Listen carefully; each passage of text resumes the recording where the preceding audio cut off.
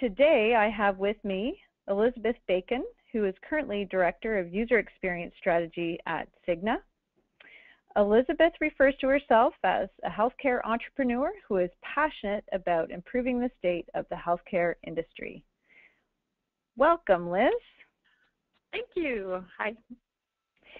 And hi, everyone. I'm Lorraine Chapman, Director of User Experience Healthcare here at Macadamian. And Liz and I would like to welcome you all to our webinar today, Healthy Design for People. We're very pleased to have you.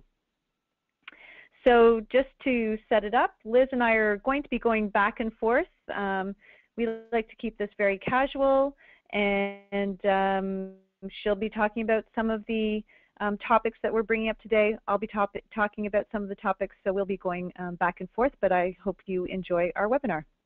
And now we'll get started.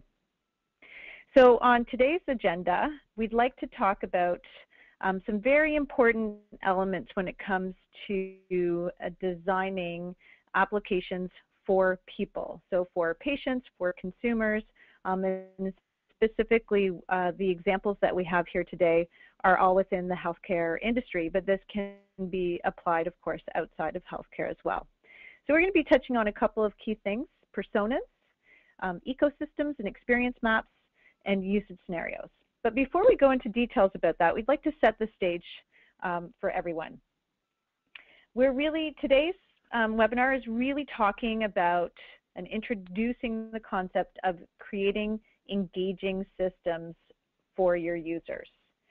And often when people talk about creating engaging systems, we talk about a couple of key elements. The most common ones are viable and feasible, but we'd also like to talk about that third element, which is desirable. Product value and user experience largely comes from all three essential elements. So there's an emotional value when we talk about desirable, so the I love my new smartphone. There's the utilitarian aspect, so the viable and feasible part, which is I can call and text my friends from anywhere.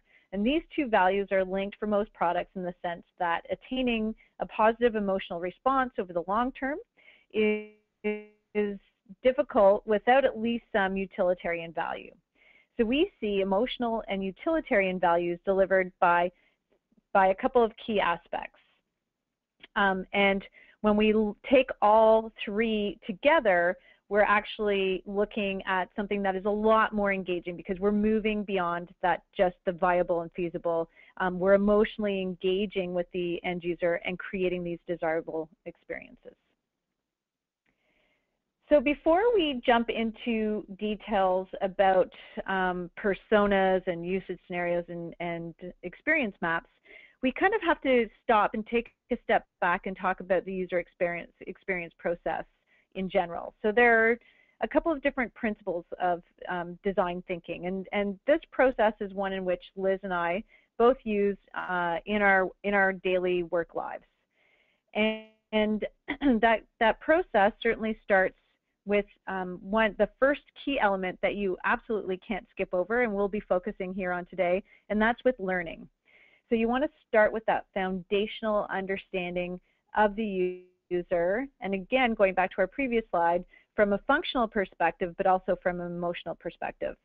What are the key problems that they're currently experiencing? What are the pain points? And then once you've defined those problems, you can start ideating some solutions, but you really need that foundational element to begin with.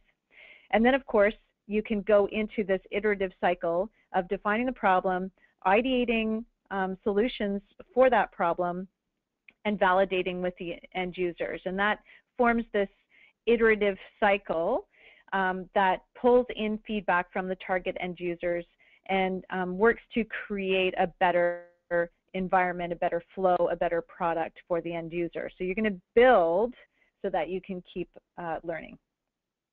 So at a high level, there are four main steps in the user experience process. The learning component, where you listen, observe, ask questions, This is where you gain that empathy with the user and understand their problem. There's the define element where you're going to articulate what the problems and opportunities are based on the findings from the first phase, so based on your understanding.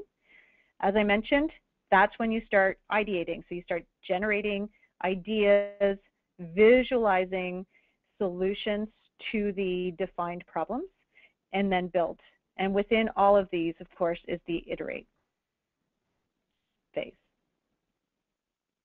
So Liz, why don't you take over from here?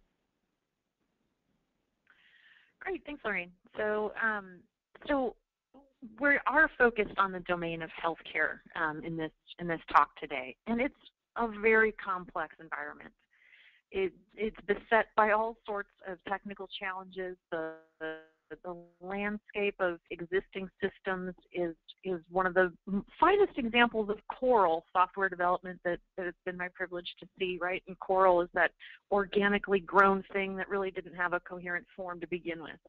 So app design in healthcare is very complex, but what we want to talk about today is primarily that when we focus on the human elements, the human journeys, the emotional components, as Lorraine has already hit on, it lets us integrate systems. It lets us find the right pathway through all these complex technologies and leading people towards their true goals.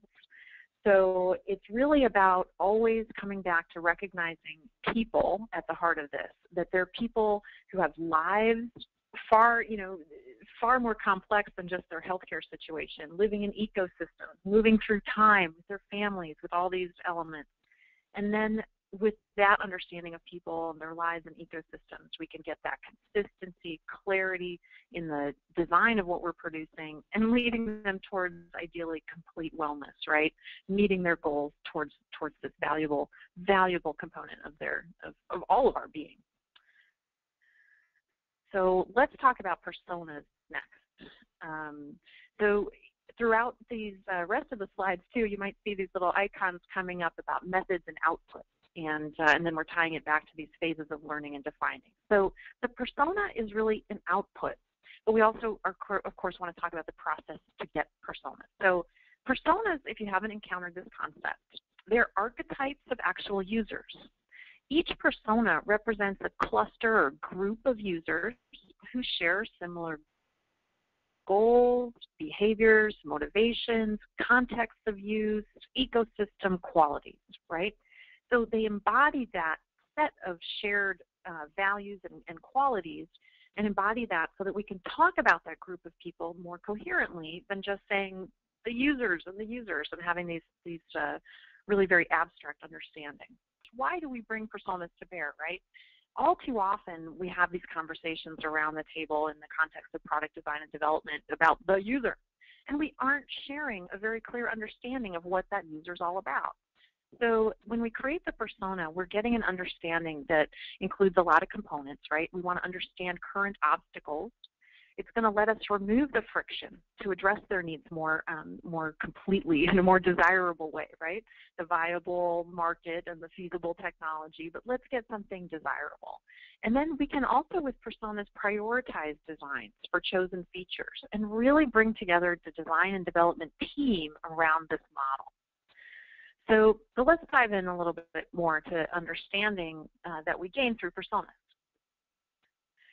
Across the set of things that we talk about when we come to user requirements, right? And this huge, seemingly fuzzy mass of unknown things, we can build this hierarchy of understanding. And so there's user groups, right? And that's really what personas are going to wrap up. They're going to wrap up mental models and capture those characteristics of the people that we're serving. And we move into phases including task identification and, of course, this understanding of their context of use, all the way into usage scenarios, which we'll talk about. So important, we'll talk about that in a separate section. So one thing, too, when personas come up, a lot of people get scared, and they think that we're talking about a very expensive and time-consuming process to get to this understanding. But in point of fact, persona creation is based on qualitative research methods. This isn't the kind of thing where we need p-values of a certain statistical validity and sample sizes like we need for certain things in in clinical context. we don't need a ton of data points. And typically, what we find is that when we're researching a very technical role and looking to understand that technical role, we only need to talk to about 4 to 6 representative users to have enough information to create a solid persona. When it comes to a more broad consumer domain, say for example, you're creating an app for brain games or something like this, right? Something more broadly consumer oriented as opposed to, an EMR system for cardio rhythm management nurses. When you're dealing with a broad consumer domain, you're still only looking at about 8 to 12 data points in your research set. And in your given context, you may have some multipliers where, say, you want to study, say, for example, even in the consumer domain, you want to have brain games that are targeted towards the senior population and brain games targeted towards kids. Then you're going to have a multiplier. You're going to want 8 to 12 data points in the seniors, 8 to 12 data points amongst the kids. But typically, you can divide up your group for demographics like gender. So you don't need to have 8 to 12 senior women, 8 to 12 senior men. You can have a mix of men and women in there, so that kind of thing. And so as you go about the effort to get in front of real people and understand people and study them directly, you're going to think about, how you're going to recruit for that. You've got your number of participants that we just covered. You may need incentives. You may have to travel. But honestly, it tends to take about 2 weeks in the field in practice to recruit and find the folks. It takes about a week to meet the folks that you tend to have in your sample set. And then you need about another 2 to 3 weeks to do the analysis and synthesis that comes out of that information. So we're not talking years long, we're not talking months long. This stuff can be done in a matter of weeks. So the next slide is a little bit more on how we do this research. And the most common methods that are very appropriate for persona creation would be ethnographic style research, one-on-one interviews, diary studies. The key thing that we're looking here is to get directly in front of our actual users. We don't want to just necessarily hear it from, secondhand. We don't want to hear the sales team's perspective on the users and that sort of thing. As designers and researchers, as product managers, as people who are going to have to really own the creation of this health app, we want to get truly in front of it. I just saw a quote today on Twitter, in fact, that said, trying to understand your users without getting in front of them is like trying to learn to ride a bike by reading about it. So it's just paramount that you actually get out there. So it's also not terribly recommended, however, to do really group research orientation tools like focus groups for persona creation. And the problem is we get a little bit of groupthink in there. We don't quite get into the individual's motivations and get behind some of those surface qualities when we do group research. And task analysis also is a little bit too structured in the sense that we aren't necessarily going to find out those emotional components. We aren't going to get into that intangible stuff that's desirable when we simply work at the level of task analysis. So all that said, you can work with provisional personas, and this is a term from Cooperland. When there's really no room to go do your original research, a provisional persona is created from your internal knowledge. You do sit down with your sales team and find out what you can understand about your customer. But be honest with yourself about the fact that they're sketchy, right? You're not necessarily going to use a full fidelity photograph representing this user archetype, this persona. Acknowledge that they're kind of sketchy. Now, you still want to get specific. You still want to give them the humanity that's so powerful in personas, right? The thing that lets us identify with this person, create our empathy for this user whose needs we're going to serve. And also be sure that you get their context of use and, of course, their goals and motivations. It's those goals and motivations that lift us out of the land of tasks and into something far more innovative. So let's talk about the persona creation process. So this is the canonical persona creation process, and I was fortunate enough to work at Cooper back in the days we were growing so fast and had to create truly the method behind the concepts that Alan Cooper created with personas as a tool for digital product design. We first define behavioral variables. So we've gone out, we've gotten all this insight from our 8 to 10 seniors for our brain app or whatever it is that we're creating. Then we take a look at, well, what makes them different? How do they feel about technology, for instance? How do they each feel about their own mind at this moment in life? How do they deal with technology today? Are they, not tech savvy to very tech savvy? So there's like all these behavioral variables that you've discovered in the context of your research. And then you map every single user onto those variables. So you have your 12 data points. Well, where do they map on that spectrum of tech skill, from very low tech skill to very high tech skill? And as you go through all these variables, you're going to end up with clusters. You're going to find that users 2, 6, and 7 travel in a pack, and they're all very low tech savvy and feel, say, very despondent about the state of their mental health. So this cluster is actually a proto-persona, and so they emerge from the data. And as you study these clusters and you find multiple clusters and you start to rationalize and tug and pull at them, you're refining, you're reducing, you're getting very specific about how that pattern exists in this population you've studied. And you draw them out, you create some samples, you start to add goals and personality, and voila. You're fleshing out the presentation of a full-fledged persona. So I have an example in the next slide, which is not from a healthcare domain, but from my consulting work with a wonderful company called Great Schools. And this was studying how low-income parents with young children may be considering a college education for their kindergarten, right? Where are they at today and they're thinking about this?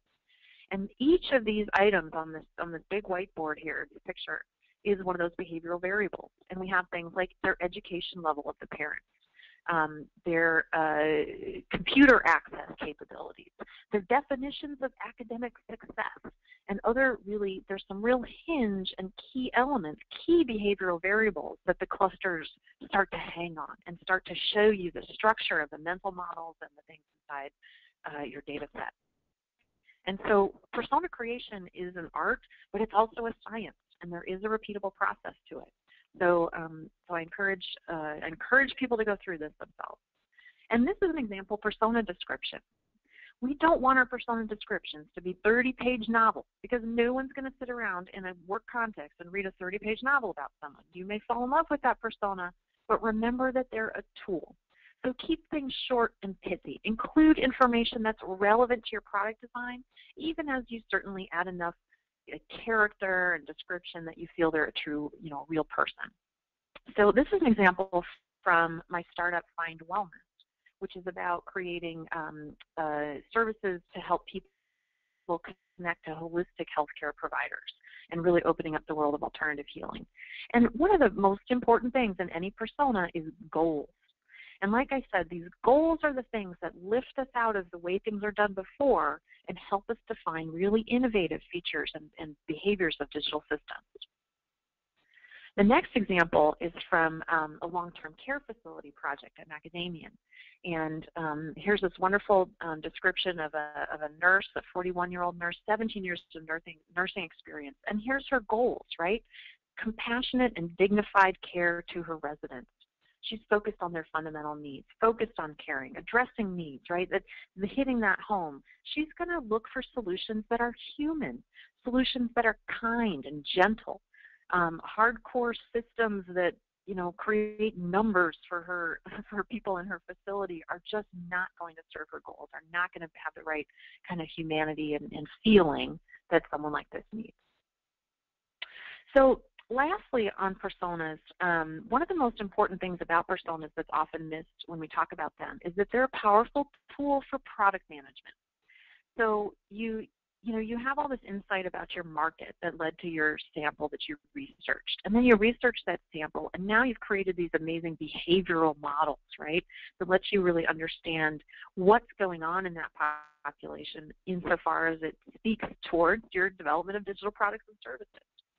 Well, what you can do if you find multiple patterns, and we almost always do discover several personas within a given demographic, we can organize them into primary, secondary, supplemental, served, and negative classifications.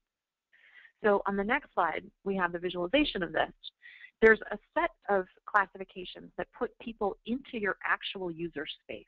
And when you say a persona is your primary persona, they're the #1 user that you're designing to serve. And the secondary persona is satisfied by the solution designed for the primary, but has some additional needs that we do want to serve in the solution. Then there's still a design space outside of the primary and secondary personas of served personas. And we can look at the long-term care facility, for example. A served persona is a patient in the facility. They're never going to have their hands on the digital solution being designed, but they're an essential person, actor in the design space that we need to think about, right? We need to respect their humanity and their needs as well. Now, there's also personas that you can put outside your user and design space. Supplemental personas don't add anything to the scope of your solution. They are not going to be served in your design. You can set them aside completely, right? So this is, as you can imagine, a huge decision when we're dealing with very complex healthcare systems, to be able to set someone aside and say we are not addressing their needs at this time. We're going to architect a framework for the primary and secondary personas, these two guys. Then there's the negative classification, and we don't always have this, but it means that this persona is so unique or challenging or special that if we were to design for this persona, the other people would be dissatisfied. And this often comes up when we talk about really some of the classic ways that digital product design used to go on, right? The engineer who builds a product is so incredibly technically savvy and off the charts in some ways with their qualities that if we design systems that serve engineers, right, serve a software engineer, your typical long-term care facility nurse is going to be completely disenfranchised. So this is a very powerful political classification sometimes in your organization. You may want to employ this negative persona. So you can say, look, guys, we can't serve this guy. And I've had this come up like with the electrophysiologist, for instance, in cardiac rhythm management. We don't want to design for the electrophysiologist. We need to design for the nurse who speaks a pretty different language when it comes to cardiac rhythm management activity than the extremely deep electrical-based knowledge of an electrophysiologist. So that can be helpful too. All right, so that prioritization of personas can happen across, in our typically agile development worlds, if you're lucky enough to work in one of those. You can move things around from one release to another. Maybe you're doing 90% of the work for a primary and 10% of your stories are for secondaries, or 75%, 25. And as you iterate, right, as you go through that loop of learning, defining, and building, and then coming back to learn, rebalance your work to personas. Think more, maybe it's time to bring in a supplemental persona now that you have the bandwidth. So again, personas in this way really can inform work all the way through design and development. All right, back to you, Lorraine. Great, and that was a great lead-in, Liz, to what I'm going to talk about now, and that's ecosystems and experience maps. Because if you're doing personas, or if you have existing personas, that represents some key data that you can implement or use in a journey or an experience map if you're creating one. So before I get into how and what you need to do to create a journey or an experience map, the two terms are interchangeable. I thought perhaps we should start with a definition. So a journey or experience map, of course, is a holistic view of all of the touch points or interactions that your key stakeholders have around a product or service. So the reason why experience maps are so great and certainly gaining in popularity is because it does allow you to step back and take a look at all the different interactions, all the different key players. It allows you to identify gaps in the experience and, more importantly, opportunities for improvement and for innovation in the experience. So it's not easy, though, to get started initially. You do need to do some fundamental research in order to build out these kinds of maps. So the first part we've already talked about. Liz has gone over in great detail how to research and build personas. So that's all about knowing who is your user and understanding those key user groups.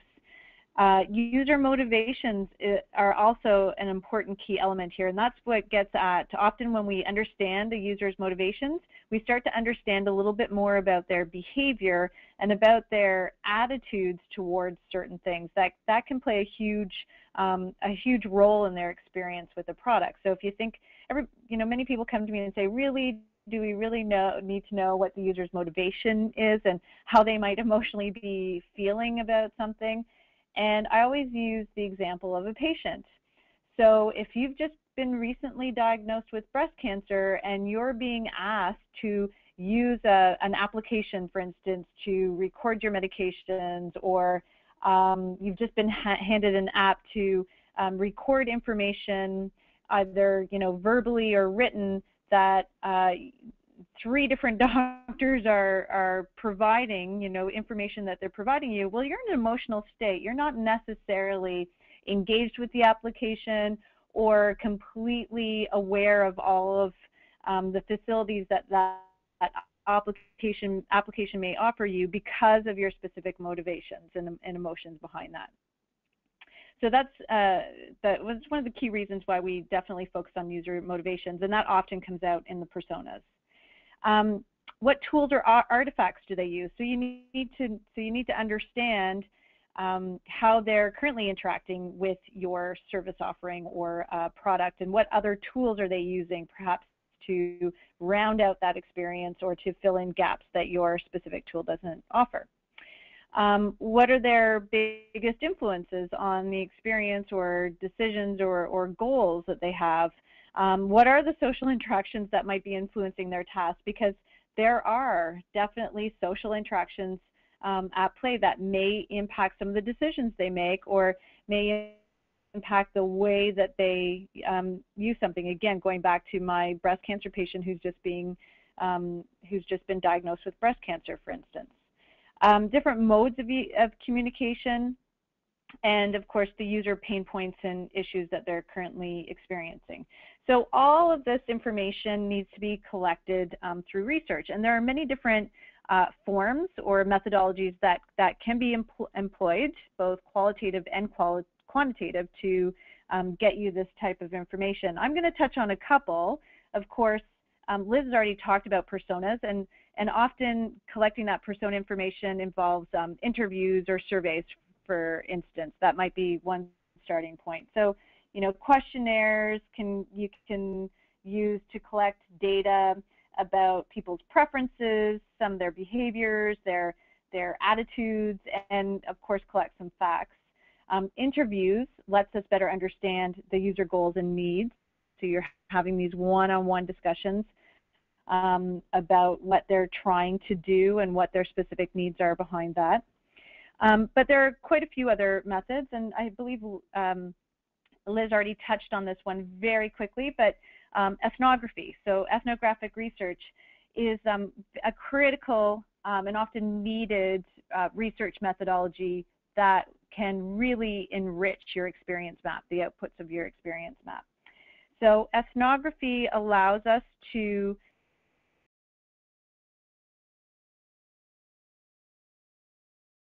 tasks related to the specific product offering. One key thing it does, and of course this provides a real world view of this because you're right there and you're observing them as they go through this. One thing it does though is it also uncovers the user's latent needs, because often people can't necessarily articulate this, not because they don't know they're doing it, but it's become second nature, for instance, or it's just an assumption that they're not not realizing they need to articulate it. And so that's a critical element of an ethnography, is that it allows you to uncover the user's latent needs. It allows your team members and clients to see the situation through the user's eyes as well, and this is really critical.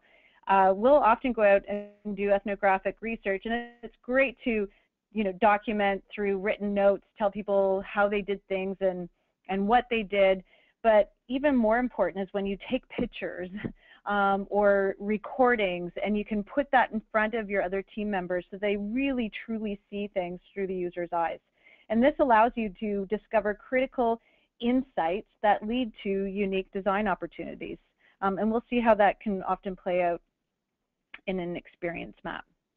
Another useful tool that we found in the past is, and this often goes hand in hand with any kind of observational research that you're doing, and often we'll combine ethnography or observational research with some contextual inquiry as well. So set aside a certain amount of time to observe and then also ask questions. So you're still asking questions while they're still within this environment or situation, and of course you do that when it's appropriate.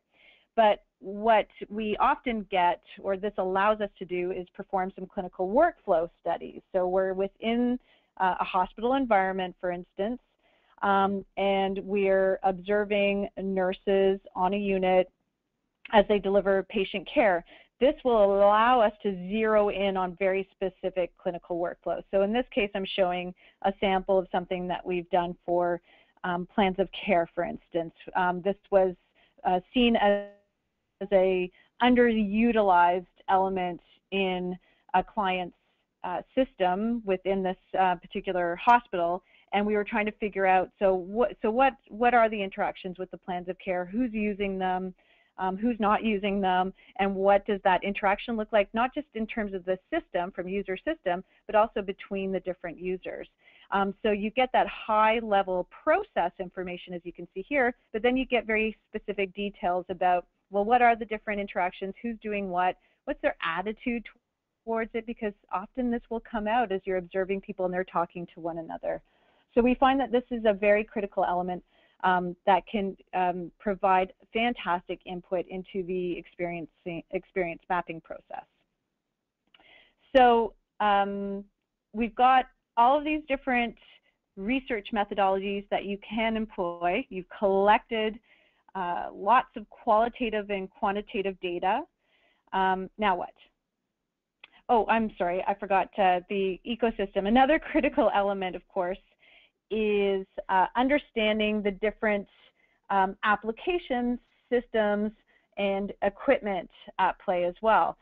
So when we go in and do some ethnographic work, we're not just looking at the user. Of course, that's a foundational part of the study and understanding the users, but we're also looking at the larger environment in which they're working. And so we're looking at the different interactions with systems like patient boards, for instance, or the workstation on wheels, or the different applications they might be using outside of the core function, so outside of the electronic health record, for instance. So being able to understand that larger ecosystem and how your product or service offering fits in that larger ecosystem is really an important part of the process. So you've got all of this information. Now, how do you pull it all together? And this is often one of the most difficult parts of the process, is making sense of the data. Now we've got this data. How do we do it? How do we use it? How do we map it out?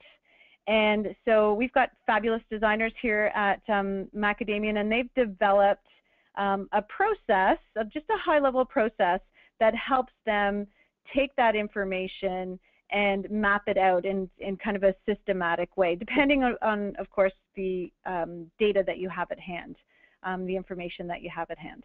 So the first thing you're going to do is, look at all the different touch points or activities, like create an inventory of the information that you have, and then categorize some of that information. So what are the different touch points? What are the different tasks or activities that are taking place? And you can do that in a couple of different ways. You can categorize by phases. So if you recall, going back to the clinical workflow, at the top level, we had a distinction in terms of the different phases of a particular process, but you can also categorize them in terms of user groups. So for a particular activity, for instance, or an end-to-end process, who are the different user groups that interact with that process as well.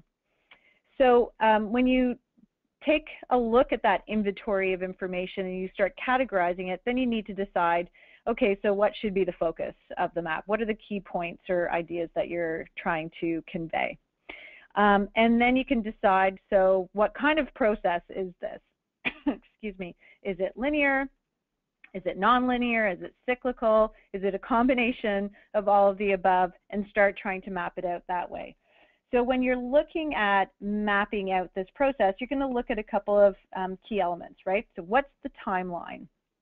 What kind of timeline do I want to start with and map out and use that first? What are the events or activities that I then want to map out on that timeline? What are the different phases? I'm going to take you to the next slide so you can start to get a sense of what that looks like.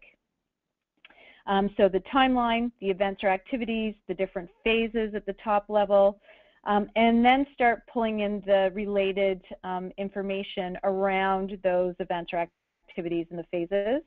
Look at the different touch points, so you start to pull in the different touch points from a user perspective. And then once you have those mapped out, you can start to pull in some, perhaps some quantitative data. If you've done some questionnaires or surveys, you can take that data and map out what the relative highs and lows are for the different touch points. So let's say you have lots of information about the user's experience with customer service versus the website versus using the actual application. You can start to map out some of those relative highs and lows from a satisfaction perspective, for instance, or from an ease of use perspective, for instance. And then once you have it mapped out, you can actually see where some of the pain points or opportunities are happening and start pulling out some insights into the high-level process. So if we zoom in a bit here, excuse me, we can see where at each of those low points what's happening. So in this case, we've represented that by exclamation marks or a little sad face, indicating that at this point in the process, the target user is having a bad experience. They're actually not getting the information that they require, or they're confused by the information. It's conflicting. And in this particular case, in the zoomed in, you could also see that there are two different users at play. And the second user experience is low based on the primary user's experience, because they start questioning the knowledge of that primary user.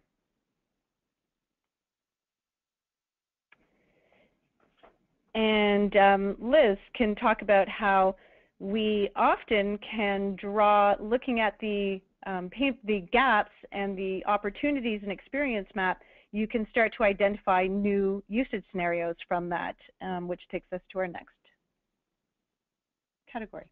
Great, yeah. So much information, right, has been put together when we create persona models. We're prioritizing.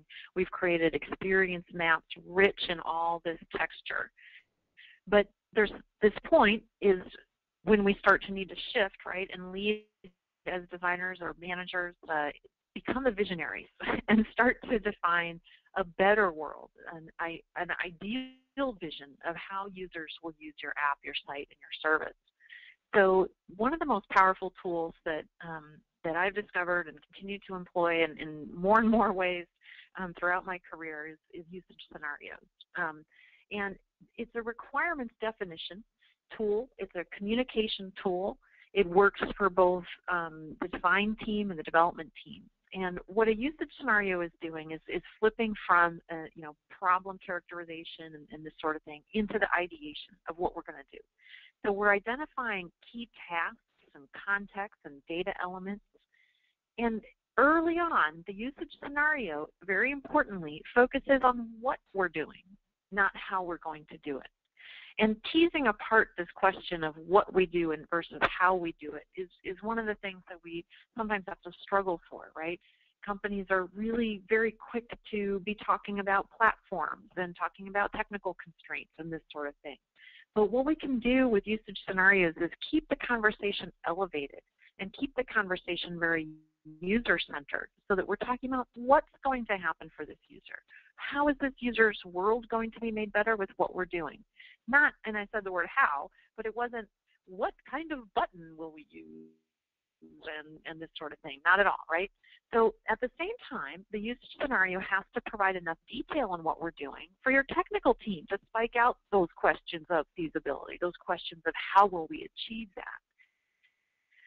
But just as, you know, in design, there's, you know, a million ways to go, infinite ways to go, for your technical team, there's also probably going to be a lot of ways to go. And so working with this tool, the usage scenario, can even give creative motivation and I think some real juice to your technical team to work with you.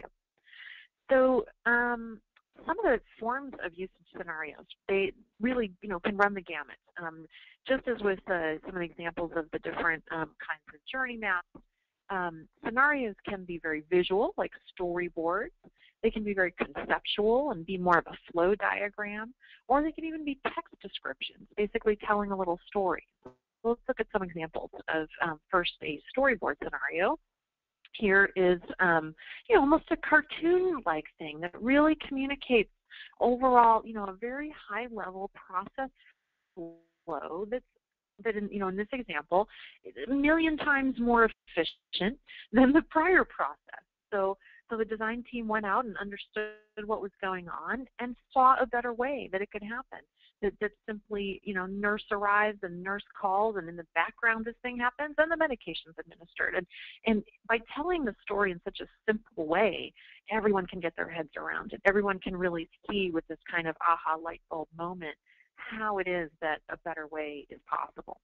And, you know, behind the scenes, right, this may mean business processes and who knows what else, but this really sets that vision and motivation.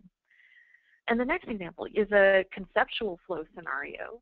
And here we're using time in a linear left to right fashion, much the way the journey maps tend to. And, you know, in Western culture, we often look at time this way. And broken into phases, showing some alternations from one thing to another. And, you know, so that's a 30,000-foot level, showing the process start to finish. Each of these is going to get more detailed scenarios later on as the design team moves into truly getting into the details. But this worked with the client to validate the overall understanding and identify the core nature of what needed to be worked on. And even at this level, when we talk about some of these scenarios, we may still find that there's pain points that exist in there. And so we know that, man, this is, you know, maybe this isn't a process that we can fix right now, but simply calling that out and having that understanding continues to turn those problems into opportunities, right? Kind of the main job we have as designers, especially consultants. So this next or last example of a textual kind of scenario is pure text. So this is a format that I've actually found is so conducive to collaboration and communication inside healthcare and medical type of environments. So what we do in this style is lay out a scenario in one column using our persona, our primary persona, maybe secondary personas, maybe served personas show up in there, but just basically tell the story in narrative form. However, we break it out such that we can show in this related column here the associated requirement. And sometimes either customer requirements, right, and we're calling out the fundamental features of the system, as in this example. Hey, there's sortable search results ordered by relevancy. That's what comes out of this, you know, story that we tell about Alexa coming to find wellness to find help for her neck pain, right? Sortable search results, automatic inputs, you know, and new concepts. I think there may be another flyout here, Lorraine, on the, you know, the idea of patient-recorded condition measures, patient-recorded outcome measures, bringing a feature concept from Western medicine to bear in alternative healthcare. But this right-hand column, which in this example is customer requirements, it could also be technical requirements. It could be business requirements. And truly, this format I found really helps to expose that relationship between user-centered design thinking, you know, moving towards design making, and then this, you know, there are all the other ancillary things that go with that, right? Requirements documentation for all sorts of purposes, you know, in regulated environments, it all has to be very, very traceable.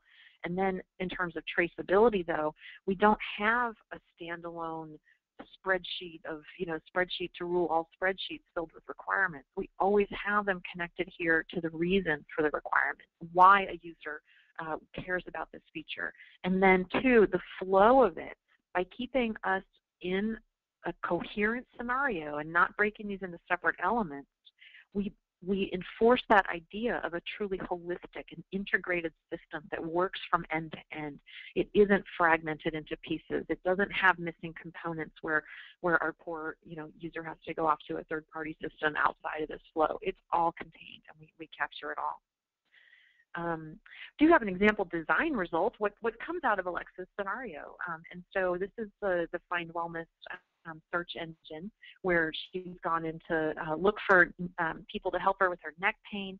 We see a map with the results in there. We see filter controls, and very quickly in the next picture, she's interested by this Jill Gormley, and with one click, she's looking at Jill Gormley's profile, and she can quickly reach out and get her contact information. So we've parsed her query, we've presented relevant search results, and quickly given her that personal insight to dive in and contact practitioner. And then if we click through here, then what Find Wellness does is ask her about her condition and collect those measures so that we can start to bring a kind of more scientific understanding and optimization of that search algorithm. So as we understand what Alexa did on the site, how Jill will help her with neck pain, and later on we'll collect that on the flip side and get her condition after the treatment, and use that to really bring it all back together and further the, you know, development of the whole alternative healthcare field, and then serve people like Alexa and others, you know, even better. And so just this concept, so from the research, you know, and Find Wellness, all the research, persona models, envision journey maps, to usage scenarios, to the actual design, which is now built and live and continues to be iterated. So a beautiful flow all the way through. And for the last here, Lorraine, back to you. So that was a good connection in terms of the last couple of slides.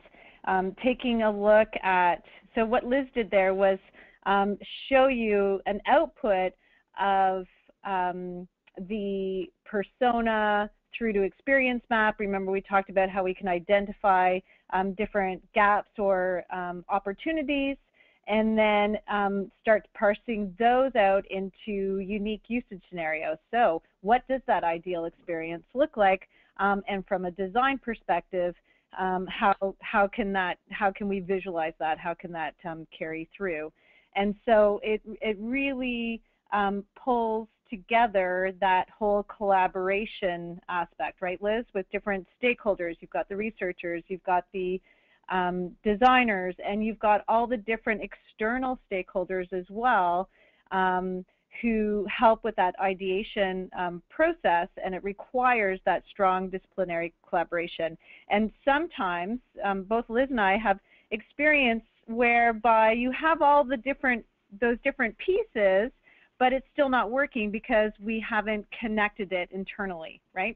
We're not collaborating with all the key stakeholders to get that great product out the door. And so we wanted to touch on this a little bit for the last slide, just because it's often that key element that gets forgotten about.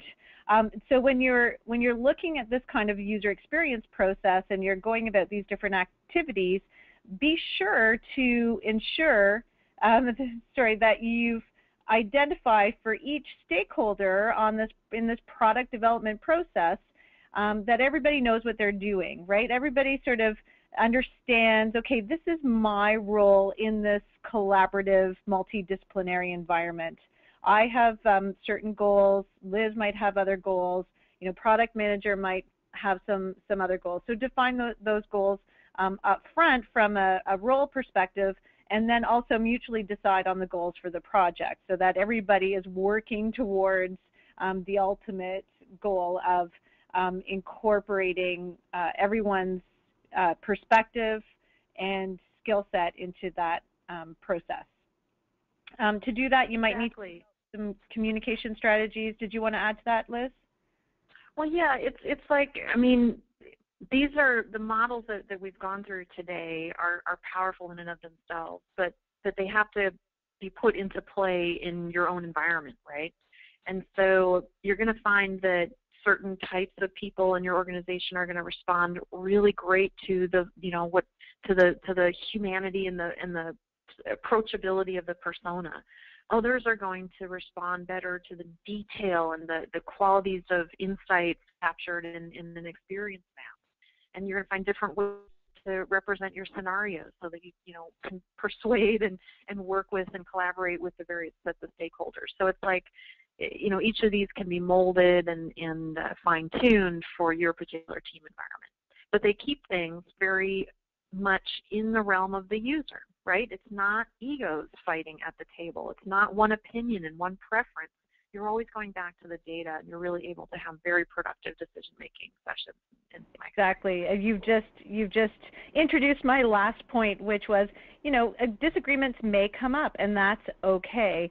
And that's probably the cue to go outside the team to validate, to really just make sure everybody agrees. Well, let's go to the expert, and the expert are the experts are the people that you're creating the product for.